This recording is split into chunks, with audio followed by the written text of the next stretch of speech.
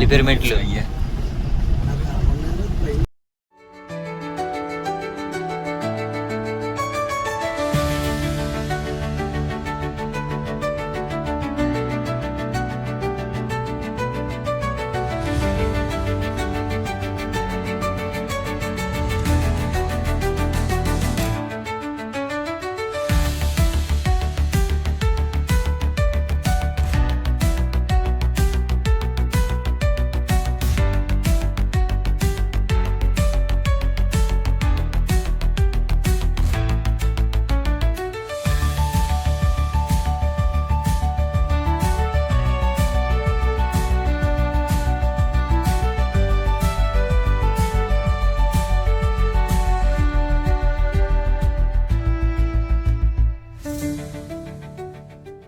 శివుడు అన్నాడు గౌతమ మహర్షితో, అరుణాచలమునందు ప్రదక్షిణము గొప్పది.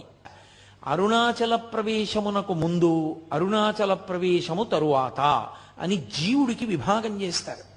అసలు వీడెప్పుడైనా అరుణాచలం వెళ్ళాడా చూస్తారు. అరుణాచలం వెళ్ళాడు, ఆ జీవుడి స్థాయి వేరు.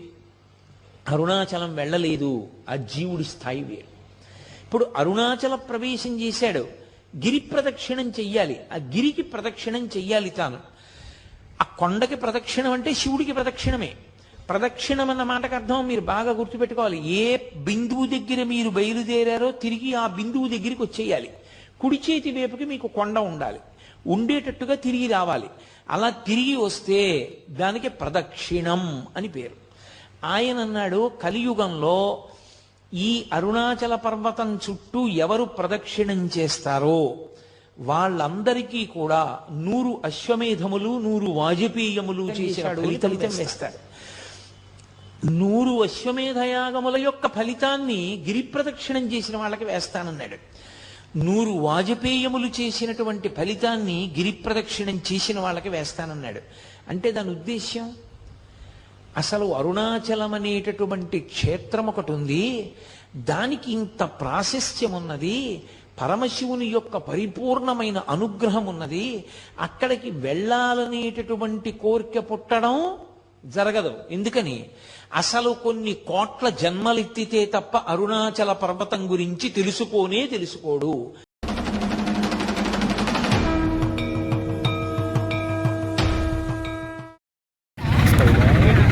కంప్లీట్ 4 లింగాలు కంప్లీట్ చేసి ఇంకా 4 ఉన్నాయి అంటే.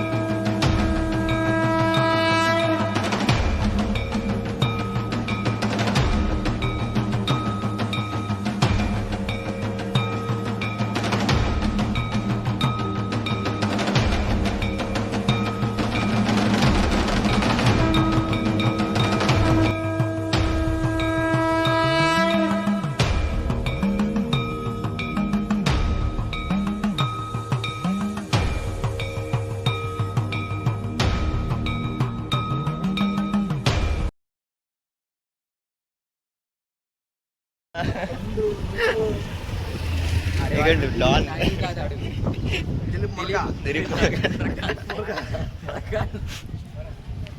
అరుణాచలాన్ని తలుచుకుంటేనే మోక్షం. అంతటి గొప్ప క్షేత్రం ఈ అరుణాచలం. బ్రహ్మ విష్ణువుల మధ్య ఎవరు గొప్ప అని వివాదం వచ్చినప్పుడు వాళ్ళిద్దరి మధ్య శివయ్య అగ్నిస్తంభంగా ఏర్పడి ఆది అంతాలను కనుక్కోమనే కథ గురించి మీరు వినే ఉంటారు. అది జరిగింది ఈ గుడిలోనే. ఆ అగ్నిస్తంభమే అగ్నిలింగంగా మారి ఈ గర్భాలయంలో పూజలు అందుకుంటూ ఉంది. గర్భగుడిలో ఉన్న శివయ్య దగ్గరికి వెళ్లిన వెంటనే ఆ వేడిని మనం అనుభవించొచ్చు. అన్ని గొప్ప అద్భుతాలకి నిలయం ఈ అరుణాచలం.